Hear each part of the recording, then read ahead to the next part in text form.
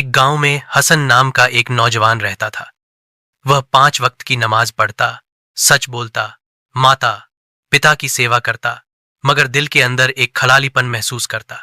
नींद आती मगर सुकून न होता, इबादत करता मगर रूह को चैन न मिलता। एक दिन वह गांव के एक बुजुर्ग मौलाना अब्दुल करीम के पास गया और दिल का हाल बयान किया। मौलाना ने मुस्कुराकर फरमाया, बेटा, रात का वह वक्त जब सब सो जाते हैं और रब अपने बंदे की तरफ खास तवज्जो फरमाता है, वही तहज्जुद का वक्त है। इसी वक्त की नमाज तुम्हें सुकून कल्ब अता करेगी। हसन ने दिल में इरादा किया कि वह तहज्जुद के लिए जरूर उठेगा। पहली रात बहुत मुश्किल लगी। नींद गालिब थी, बदन थका हुआ, मगर रूह जैसे आवाज दे रही थी, उठ, तेरा रब तुझे बुला रहा है। वह उठा, वजू किया और खामोशी से जाए नमाज बिछाकर रब के हुजूर खड़ा हो गया। कोई लंबी दुआएं नहीं थीं, बस आंखों से आंसू बहते रहे।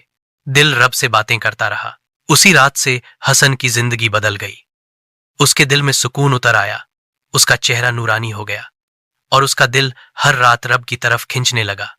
अब वह दुनिया की चीजों में नहीं, रब की करुबत में खुशी महसूस करता था।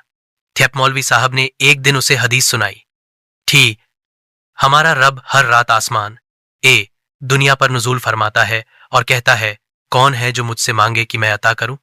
कौन है जो मुझसे मगफिरत चाहे कि मैं बख्श दूं? सही बुखारी। हसन समझ चुका था कि सुकून, कामयाबी और रूहानी बुलंदी का राज तहज्जुद में छुपा है। अब वह दूसरों को भी यही दावत देता है कि अगर दिल का सुकून चाहते हो तो रात को रब से मुलाकात जरूर किया करो।